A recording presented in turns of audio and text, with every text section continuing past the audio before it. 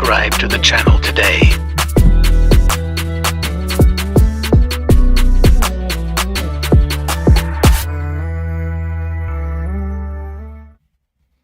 Repping the road, foreign guys with my name on their toes. These studies announce me honestly, put the seat back in the Odyssey. Prodigy, little mama, one that's stuck in the swallow me, wax ties. Welcome to the check-in report. I am your humble but gracious host, True and Living. This is the check-in report. We're here to talk about Hassan Campbell.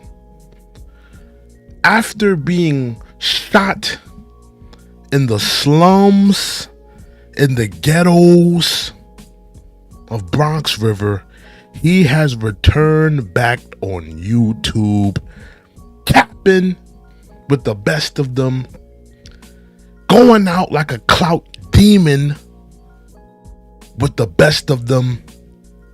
And we're here to talk about it. We're here to go through it. First of all, shout out to Sinclair. I see Sinclair. She checked in early.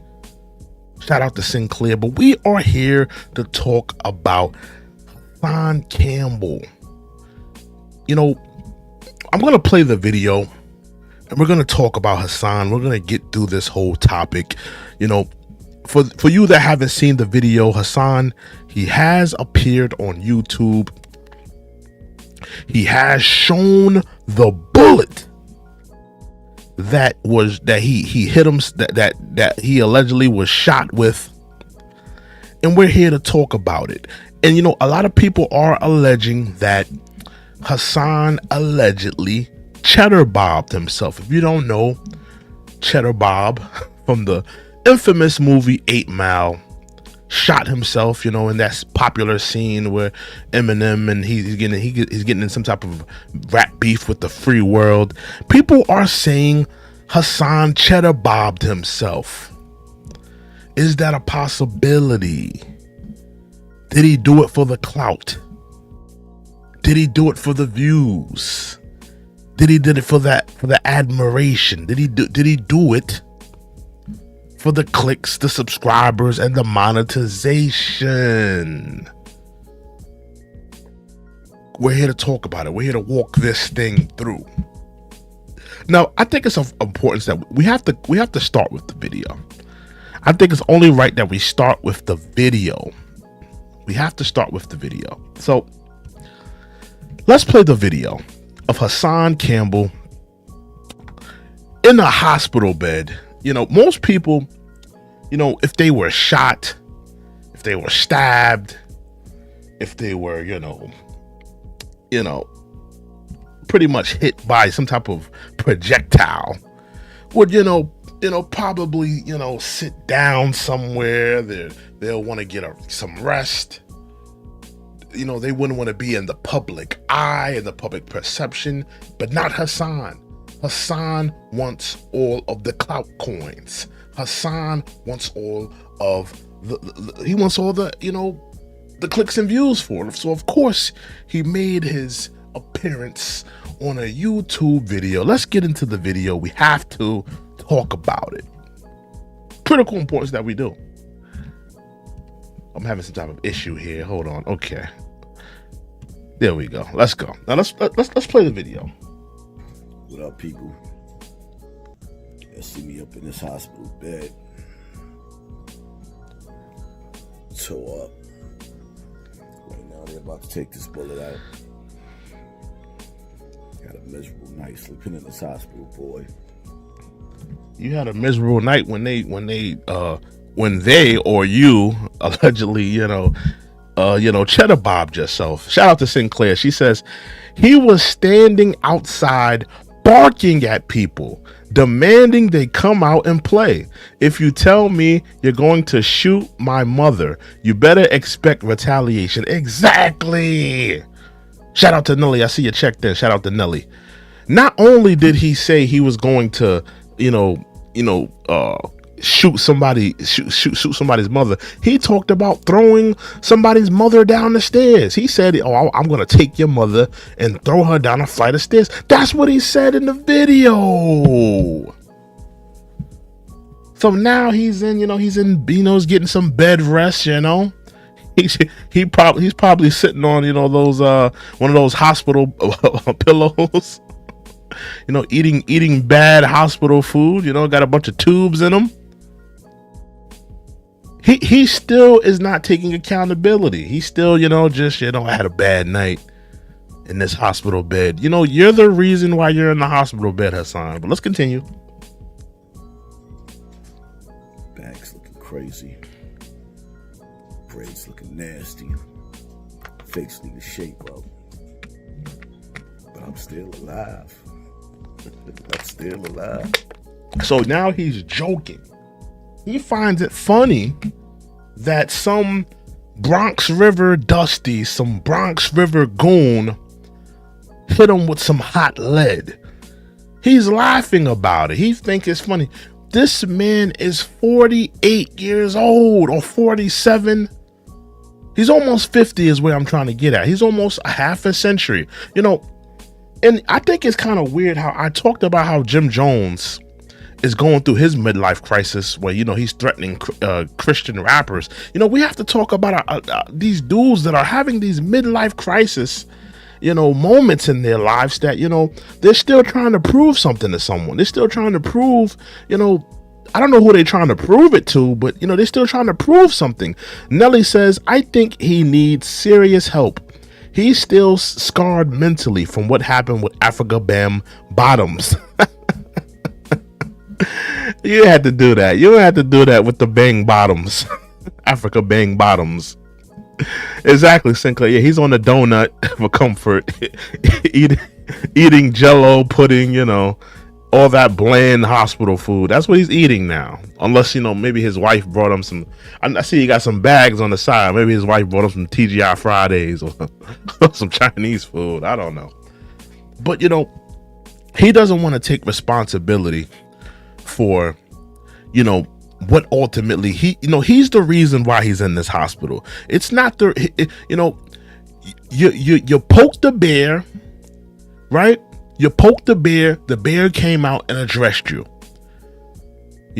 Everybody told you, or, as a grown man, you should know better not to go to no hood and, scream at the top of your lungs. Keep in mind, it was 11 o'clock in the morning on a Sunday morning, right? Most people in that neighborhood, they're probably trying to recover from some type of hangover. Most people in that neighborhood, they probably only get 2 days off. They're hardworking people that live in that community. They only probably have 2 days to get some quality rest.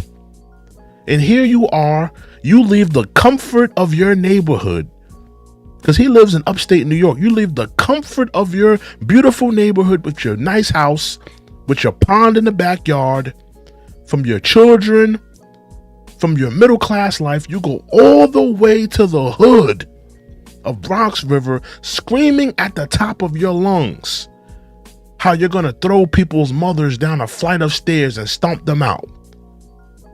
Screaming at the top of your lungs how nobody cared about you when you were being violated by Africa Bambaataa, but Diddy just paid Cassie all this money. The people that was in that community when he was living there, a lot of them are, they're gone. They're either in a grave, some of them have moved. Some of them have, moved to better communities, better standards of living. And he's returning as a grown man child, screaming at the top of his lungs, Hassan, you need help. Quality, therapeutic psychology help. You need it. Sinclair says, I watched the replay. The chat was telling him to shut his pie hole. Exactly. I'm sure, I don't believe all the people in his chat just want to see him crash out. I do believe that there are some people in his chat, some people in his, his subscribers. I do think there's some people in, his on his channel that actually do care about him.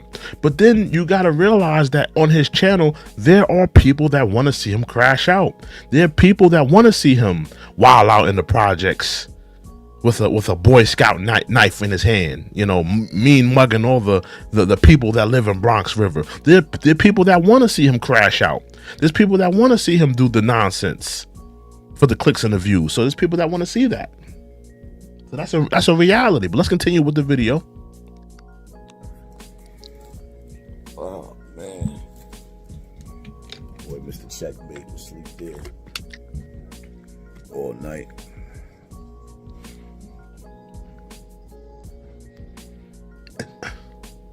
Now keep in mind, this is the dude that was like, on the side of him. A lot of people were, a lot of fake people, fake content creators, they were coming out here saying that this man possibly was the shooter.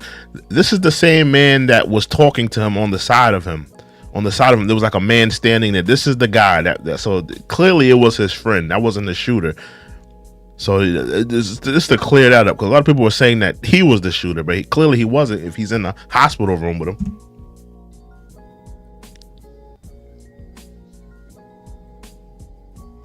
And keep in mind, as we're watching this, Hassan is a grandfather. His kids have kids. Can you imagine your grandfather going out like this? Can you imagine the elders in your family, whether they be your uncles, your aunties, or your father, can you imagine them? The seniors and the elders in your family going out like this. This man, his kids have kids. This man is a grandfather and he's going out sad like this. All for the clicks and the views. Sinclair says he was wearing deer hunter orange clothing, not even camouflage. Yeah, he was he was dressed like a Fanta. He was dressed like a sun kiss. He was dressed like a high C orange in the middle of the hood at 11 o'clock, screaming at the top of their lungs. Just like I said, you got to remember, these are people that live on Section 8. These are people that are hardworking people that go to their jobs. They work 9 to 5s. They probably only get 1 or 2 days to rest. And he chose to leave the comfort of his suburban home, drive all the way to Bronx River, scream at the top of his lungs, and wake up the shooters. Wake up the people recovering from hangovers, the people recovering from a perk 20, a perk 30. He chose to wake those people up on the one day that they get to rest, have fun, do what they want to do. He chose to do that. So he's the reason why he's in this predicament. Sinclair says, my grandpa got shot in World War II. Wow, that's crazy. Not an apartment courtyard, Yeah, I mean, most of our elders in our family, they were, veterans. My grandfather, he's a veteran himself, I believe he was in Nam actually. But most of our grandfathers, they were men of honor, men of respect, quality men, good men of their era. And not only were they good men of their era, they were wise. They knew where they should be. They knew that, because my grandfather, they lived in down south. Then from the down south, they moved to New York City. Then, when they realized that, New York City was, my grandfather, he didn't want my mother and my aunties and uncles. He didn't want them growing up in the projects in the Bronx. They were living in the Bronx, but they lived in a brownstone in the Bronx. He didn't want them growing up in the projects of, in the Bronx. So he wound up moving his whole family to the beautiful suburbs of Long Island. So these were men that, they came from the struggle. They came from out the civil rights era, the Jim Crow era. They came from out of that. They came from out of the ghettos and the poverty. And a lot of those men from those era, they, leveled up and moved their families out of those conditions. And they realized, I can't go back to that. I can't go back to living in the projects of the Bronx. I can't go back to that. I gotta move and give my family, give my, my whole family a better standard of living. Here you have Hassan, he's returning back to the Bronx River, yelling at the people at the top of the lungs. Keep in mind also, none of the people he grew up with are still there. He's yelling at buildings. He's yelling at stop signs. He's not yelling at the people that, he dealt with when he was coming up. Those people have gone. Those people have moved. Some of those people are deceased. Some of those people have moved to better standards of living. He's yelling at a building there. Let's continue.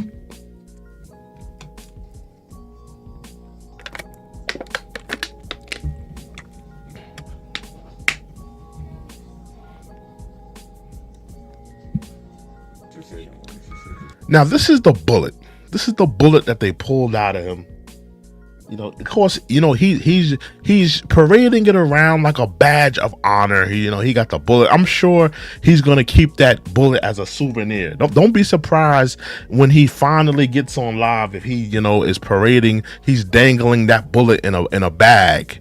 Don't be surprised to see this bullet make an appearance on a live somewhere. I wouldn't be surprised if he took that bullet and put it on a chain. If he made a necklace out of that chain. I would not be surprised to see that bullet make a surprise interest somewhere. Don't be surprised to see it again. That's all I'm gonna say. So this is the bullet that got me right here. And he finds it funny. As a middle-aged man, he finds it comedic that he got shot as a grandfather. This is a grown man child here, ladies and gentlemen. Piece of cake. He got his friend in there, worried about his safety, worried about his friend is in there. He stayed the hospital, stayed by his hospital bed. Pure and utter nonsense. And what is he doing? He's posing for the camera, all for the clout. All for the clout coins. That's all it was about. Clout coins.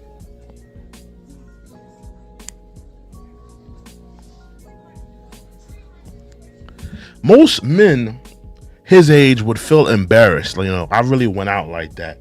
I really got shot on a live because I wanted to bark at my neighborhood about something that had nothing to do with them.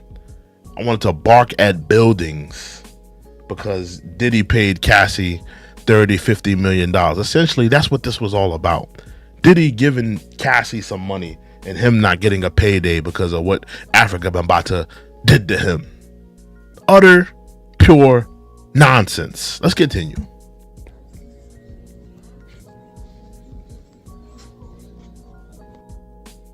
Crazy and absolute nonsense. Here's one like thing I said, it's most people, like I said, most people his age would say, you know what, I don't need to be on a live. I don't need to be, doing things for clout. I need to, be with my family. And I had to put this up. Just all the bottles getting thrown on him. But most people his age would say, you know what? I don't need to be here. I don't need to be in the middle of Bronx River, getting bottles thrown at me. Literally, they were throwing Heineken bottles, old bottles of ragu at him, Prego. They were throwing the good glasses, the good champagne glasses at him. You had people in that community, or that one person in that community, they were throwing the good glasses at him. Remember the glasses from McDonald's, remember the Iceman cup from Batman, the Iceman cup? They were throwing that cup at him.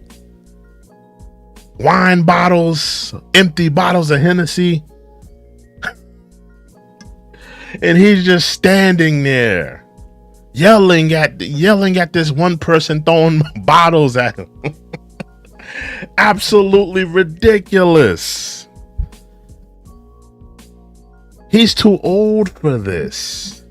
But this is how he chose to go out. Don't forget, they also was throwing old they was throwing old light bulbs at him too. They were throwing old light bulbs. He lucky they didn't throw it back like, you know, how old projects used to be, because the old projects used to be dangerous. They used to throw TVs outside. They used to throw refrigerators outside. They used to throw all that outside. He lucky, you know, that dude that was throwing stuff at him, he lucky he wasn't from the old school, because the old school projects, they would throw a whole TV out there. They'd throw a whole refrigerator out, a whole mini fridge, dump it on his head. He lucky the person that was doing that didn't do that to him. But, you know, he was literally out there acting a complete and utter fool of himself. You know, Hassan, you have to act your age, man. I hope that he doesn't take this and you know, want to use the him getting shot as a badge of honor. He needs to wake up and have a wake up call. And, you know, Hassan, you need real help. No, anybody that watches Sonetta channel, there was a lot of brothers that came on there and talked about this whole thing, from Captain Tazariak, from Doggy Diamonds, 10 Toes Down. All these men have content creators. They're on YouTube. All men that have came out and helped Hassan in some way. They even spoke out for him. And all of those brothers expressed how Hassan doesn't want help. Hassan is a raging alcoholic. Hassan has deep-rooted issues. Deep-rooted issues. Something that we're going to get into. We have to get into it because I have a video that I have to play. In regards to Africa Bambaataa, or as Nelly would say, bang bottoms. Africa bang bottoms. You know? And that's not a dig at Hassan. You know, that's just what, you know, Africa Bambaataa did. He did a lot of dirt. He violated a lot of children out there. It's record. It's a lot of victims that have come forward on him. So I'm inclined to believe that Hassan was one of them. Right? But all of this stems from, because, you know, I see through all the demeanor of Hassan Campbell. When you strip away all the time he did in prison, allegedly, because we've never done a background check if he did do time.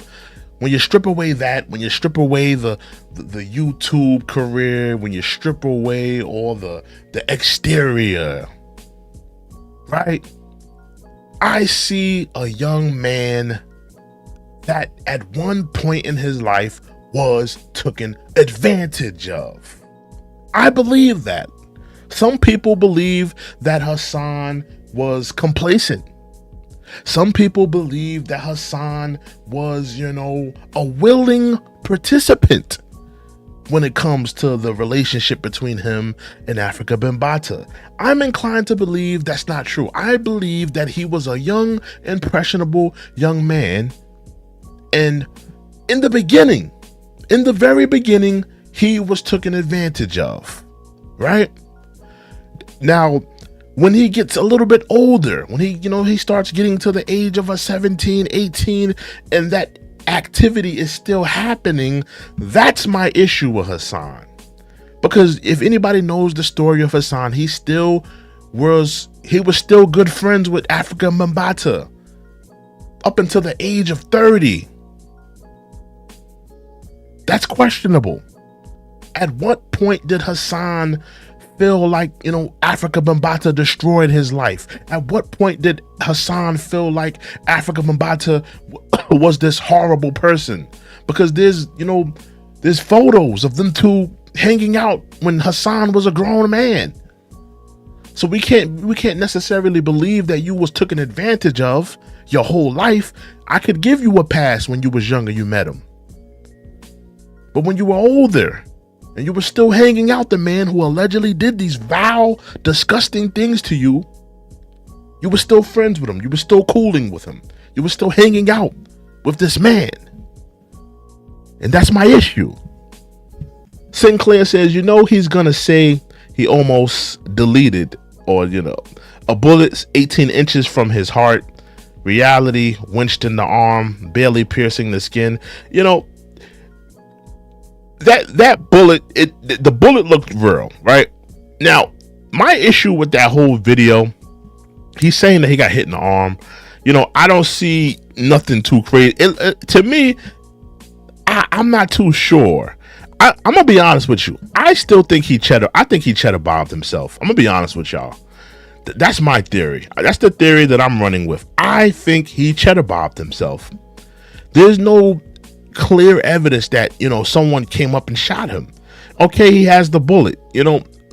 I'm willing to concede that he got shot. I'm willing to concede that. Nelly says Stockholm syndrome. He's professed that. He's professed that he has Stockholm syndrome.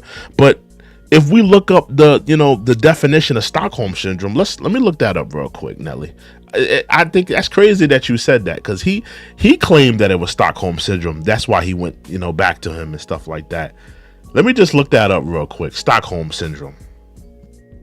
Because I don't believe it was Stockholm syndrome. But let me just look up Stockholm, the definition of Stockholm syndrome. Okay, I'm on Google.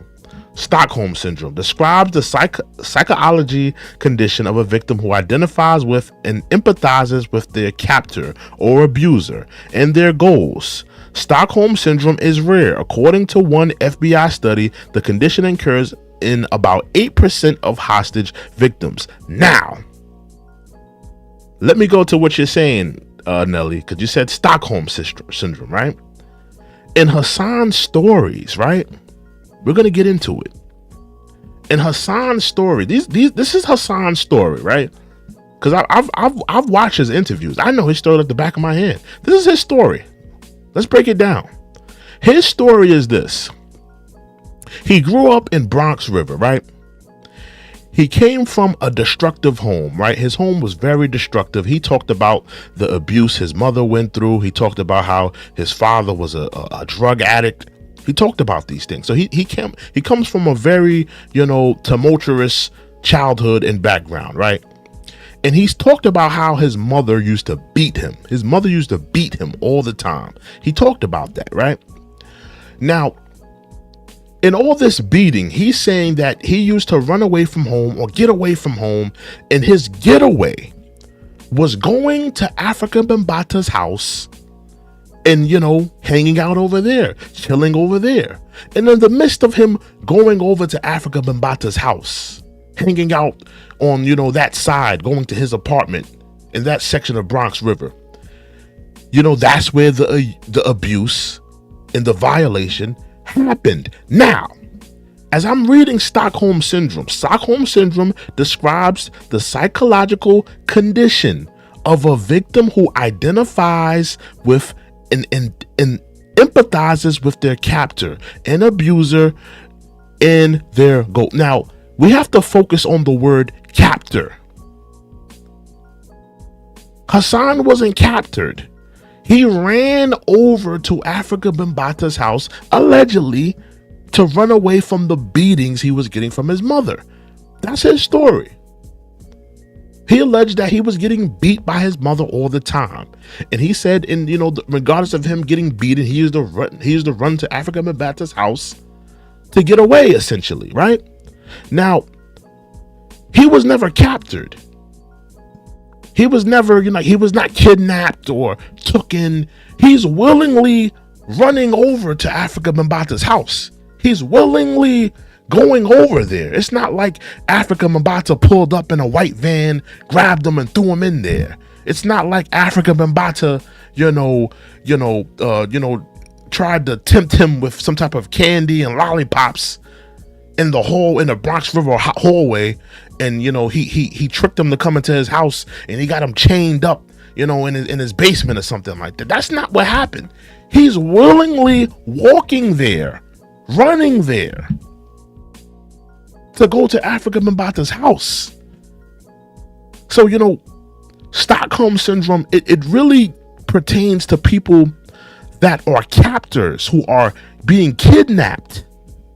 So I have to have I have a little bit of pushback on him being an alleged, going through Stockholm syndrome. I have a little pushback on that.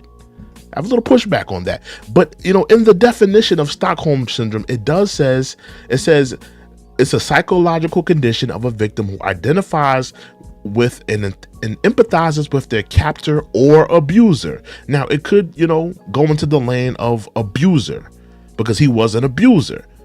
But Stockholm syndrome, we normally, put that to people that are being captive, that people that are being kidnapped. So I have a little pushback on that. That's just my opinion. But I do think Hassan was a victim at one point. Sinclair says maybe he was groomed. I'm not opposed to that either. Maybe he was groomed. I wouldn't have pushback on that. I think that's a possibility. You also say the day after Cassie got her paycheck, he realizes he could have got paid. Let's be honest here. Africa Bambaataa don't got no money. Do y'all really think Africa Bambaataa got $30 million to give Hassan? This man, Africa Bambaataa, made records in 1982. There was no money back in 1982 for hip hop. Them dudes back in the day, the Africa Bambaataas, the Cold Crush, all those, the pioneers of hip hop, Sugar Hill Gang. Those dudes got $50 and a stick of bubble gum for a show. There wasn't no money in hip hop back then. Money didn't come into hip hop until at least the 90s and the late 90s, not even the early 90s. Money wasn't a factor in hip hop. You got to think hip hop is being born out of the ghettos. It's being born out of poverty. Some of the first hip hop, songs and records and stuff like that, and performing, the first performance of hip hop was, in the middle of a projects, park. Was in the middle of a projects park. Was in the middle of the projects. So it's coming out of poverty. It's coming out of that. So in those early pioneering days, there was no money. And you can say, okay, I'm sure Africa Bambaataa is touring now. I'm sure he does tours in Europe and stuff like that. But I highly doubt that Africa Bambaataa is sitting on 30, 50 mil. That's just preposterous. I don't believe it. From where? Where is he getting it from? Honestly, where would he get it from? I highly doubt that. There was no money back then. But in terms of Hassan, I do think he's a victim. Whether he was complacent after a while or not, I do think he was a victim. Now, what I want to do is play this video, right? Now, this video that I'm going to play, it comes by way of Sonnetta's platform, right? Now, this is a man, right, who grew up in Bronx River, right? He grew up in the Bronx River area. And he talks about how when he was young, when he was coming up, how Bambaataa tried to, pretty much get him to, try to get him on some Hassan Campbell, the same thing he did to Hassan Campbell. And he talks about it. So that's what makes me believe that, because there's a lot of victims out there. But I just want you guys to listen to the story. I'm going to let the video play uninterrupted, but I just want y'all to hear his testimonial of what happened when he was coming up in the Bronx River and things like that. So I want to play this clip, and I'm going to play it uninterrupted. I don't want to interrupt while he's doing this spill. So let's play the video. Peace and Black Power family. You already know what it is. I'm standing out here with God of the Immortal Thought right here, man. You already know what it is. Brother, I seen you a couple of years ago on the video, and as I was passing by the video, that's when the Africa Bambaataa subject was real hot and on fire. I seen you give a powerful breakdown of you and your brother and how y'all was going through and how he even tried some of that crazy stuff on you. Can you please elaborate and go a little deeper? Give us some of the things that you probably didn't even say on the video. Talk to him. Man, it's just like this, man. Hold it. Let me put it right here so you ain't even got to hold it. It's just mind over matter. It just, technically, what it is this. At 16, I won a school trip to Africa on my own. I was working at IBM, and then by 17, I was in college. But in between that time, Africa bound by, because I live in Bronx with a project that took a fake liking to me to draw me in on some, like he was like a big brother home. Keep in mind, he lived in Bronx River. I just want to say that. He lived in Bronx River. He was a young man. He lived in that community. So he has the same story as Hassan Campbell. Let's continue. Me, like, for what was supposed to be, I guess, a musical expedition. So, I was like, yo, I was on it. I said, yo, that's peace, man, to have a, older brother that's conscious, about his business. I'd already been to Africa, like I said. I knew 120 since I was 14, so that was in 84. So, 83 going into 84. So, we was, that wasn't really a problem. So now we get to his crib, and he tried to do some homosexual shit, grab my dick. And I refused to advance, but I knew that in the name of somebody who was advocating what was supposed to be the same kind of philosophy, in the God state, whether it was from the NOI, the Nation of Islam, and the Fruit of Islam, or from the Nation of Gods and Earth and the Fruit of Allah, that there had to be something wrong with the way that this man had tried to physically entice a circumstance situation involving some Kwamalu homosexual thing. So then I took it back to some of the brothers I knew on the square from that particular neighborhood or environment, and they told me exactly what I experienced before I even explained to them exactly what happened. So this was a pattern that this man was utilizing to put people in the same layer so he could try the same thing with anybody anytime he wanted to. And there were big names that never really wanted to advocate against it, but this dude did that and tried that thing with so many big time brothers that it's ridiculous. And now, my thing here is to show y'all that this is real. Because a lot of people, they make fun of Hassan. They talk about him. They go in on him. They say he liked it. They say he this, that, and the third. But the reality is this. This African Bambata thing is real. There were real victims. And Hassan is not the only one. He's not the only one. Just because he's the most prominent, just because he's the one out there, and we know of him, he's not the only one. There are multiple men. Ron Savage, he was another one.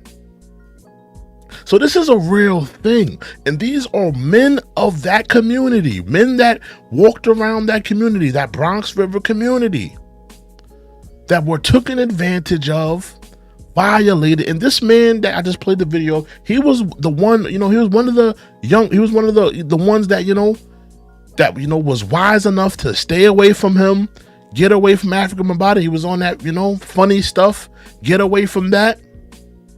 And he ultimately got away from that. Now, Hassan is carrying a lot of trauma, a lot of pain, because he came up in a tumultuous childhood and background, which left him vulnerable for these things to happen to him.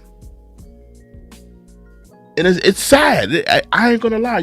Hassan's story is a sad story. It's a very sad story. But the reality is, Hassan, you're a grown man now. What happened to you is sad. It's not fair. It's messed up. You do deserve justice for what happened to you. But you're an older man now. You need to, pick up the pieces of your life. Stop allowing your past to define you. Hassan could be one of the greatest, advocates and activists for, you know, child abuse and things of that nature, of children being violated, you know, on a sexual tip. He could be one of the greatest activists on the YouTube strip, on the hip hop tip, that is, you know, helping kids, saving kids, protecting kids. But what does he do? He gets on YouTube, he acts like a buffoon. He's beefing with rappers. He's beefing with other content creators. Instead of, you know, having this calling of him going out, you know, helping kids, protecting kids, doing things of that nature and of that ilk, and going in that lane, which I think would have been a great lane for him, would have been a great thing. And there were men like Doggy Diamonds, like Sonetta, like Captain Tazariot, that were helping him to do that, trying to push him in that lane, to try to help kids, to try to get his story out there, to help his story. But he flipped on all of them in the name of views, in the name of monetization, in the name of building a prominent YouTube following. That's essentially what happened here. And Hassan needs to take accountability. He needs help. He needs therapy. He needs healing. He needs to get on his calling. His calling should be helping kids, not beefing with Jim Jones, not beefing with, you know, Troy Ave or whoever, you know, whatever rapper. He needs to be in the Bronx River, you know, helping the kids. He needs to be getting his message out there, talking about how children need to be saved. Women, you know, how kids, how he was coming up when he was vulnerable. He comes from a tumultuous background. He needs to be helping kids that are now going through the same thing that he went through as a child. But he's not doing that. He's refusing to do that. And that's one of my issues with him. That's one of the things that I have a problem with. Nelly says, "Oh dang, I didn't know that.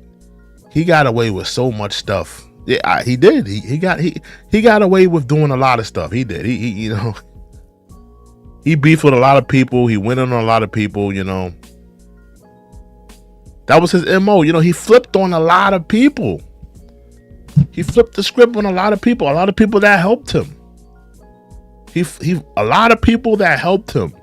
I'm talking about like really help him, not no people who just, you know, did a YouTube live with him one day and just, you know, and that was it. Or, you know, people that, you know, just talked about him one time and gave him one interview. I'm talking about people that actually did like rallies, protests for him. People that did seminars with him. People that, you know, used their platform to, you know, put him on a pedestal and get his message out there. People that actually helped him. And he pretty much, you know, turned his back on all of them in the name of YouTube views and YouTube monetization and a YouTube following. And that's my issue with him. He should be doing more. And another person spoke about this, and I have to say this. It's of critical importance that I talk about this, right? There's a live that he did, right? There's a live that he did where he talks about how Jim Jones brought Rick Ross and Meek Mills to the hood, right? He talks about it. He's scalding Jim Jones. Why would you bring 2 millionaires to the hood? Yeah, I should have had the video queued up, but anybody that's seen it, I'm sure, I mean, people that watch Hassan content, I'm sure they've seen it, where he was talking about how Jim Jones brought Meek Mills. Why would you bring 2 millionaires to the slums and to the ghetto? What are you promoting, right? And then somebody talked about how Hassan is such a hypocrite. Here he did all that scolding to Jim Jones for bringing millionaires to the hood. But what does Hassan do? He goes to the hood of Bronx River with a Boy Scout knife, screaming at the top of his lungs, "Stop throwing bottles. Y'all gave $30 million to Cassie, and y'all didn't care about my story." screaming at the top of his lungs at 11 o'clock in the morning while people are sleeping, recovering, trying to get some sleep, some rest. What a hypocrite. You did exactly what Jim Jones did. You went to the hood. You're a man that you live in a nice community, a middle class community. Got a nice house with a pond in the backyard. You left that to go to the hood to do a live stream. You're a hypocrite, Hassan. And when somebody brought that up, I was just like, you know what? You're right.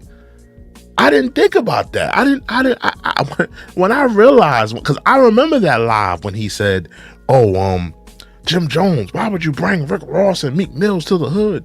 Yeah, and I'm just like, when the person brought it up, I was like, you know what? He is a hypocrite, because he literally went to the hood to do a live for clicks and views.